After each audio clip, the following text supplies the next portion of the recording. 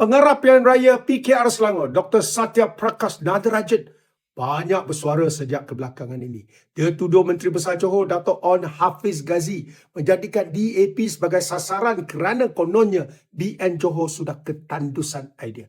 Tetapi, sebenarnya On Hafiz bukan pun menyerang DAP. Beliau cuma menyatakan pendirian politik BN Johor dengan jelas. BN Johor tidak akan bekerjasama dengan DAP pada PRN Johor 2026. Ini pendirian politik, bukan serangan. Kemudian, Dr. Satya kata, rakyat Johor sudah matang dan mampu menilai pemimpin berdasarkan prestasi. Baik, saya setuju.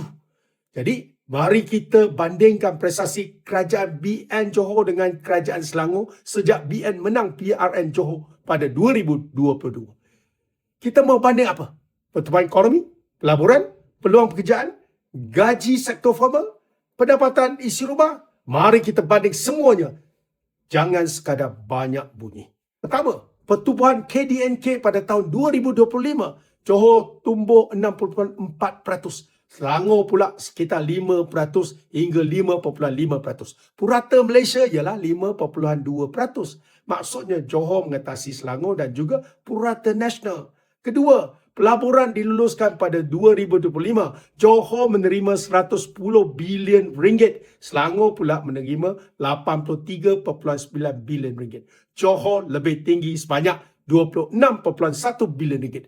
Ketiga, peluang pekerjaan. Dari suku pertama 2022 hinggalah suku pertama 2026, Johor mencipta 352,200 pekerjaan baru, iaitu pertumbuhan sebanyak 19.8%. Selangor mencipta 456,400 pekerjaan secara keseluruhan, tetapi kadar pertumbuhannya hanya 12.7%. Kita juga perlu ingat, penduduk Selangor sekitar 7.5 juta. Hampir 2 kali ganda berbanding Johor yang sekitar 4.2 juta. Apabila dikira berdasarkan populasi, Johor mencipta 83.9 pekerjaan baru bagi setiap 1,000 penduduk. Selangor hanya 62.5 pekerjaan baru bagi setiap 1,000 penduduk. Keempat, pertumbuhan gaji sektor formal dari Februari 2022 hingga Disember 2025. Johor naik 42.7%. Purata Malaysia naik 33%. Selangor pula hanya naik 25.9%. Kelima, pertumbuhan pendapatan isi rumah median dari 2022 hingga 2024. Johor naik 12.1%. Purata Malaysia naik 10.7%. Selangor hanya naik 7.4%. Jadi, gambaran keseluruhan sangat jelas. Johor bukan sahaja berkembang lebih pantas daripada Selangor. Johor juga mengatasi purata Malaysia dalam pertumbuhan ekonomi, gaji sektor formal dan pendapatan isi rumah median. Selangor pula berada di bawah purata Malaysia bagi pertumbuhan gaji dan pendapatan isi rumah, manakala pertumbuhan ekonominya sekadar sekitar purata nasional.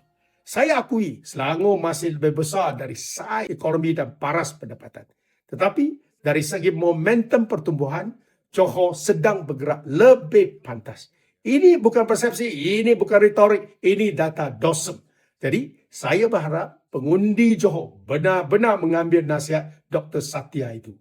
Nilailah kerajaan berdasarkan prestasi. Sebab apabila kita bandingkan prestasi sebenar, data memihak kepada kerajaan BN Johor. Dr. Satya mau banding apa lagi?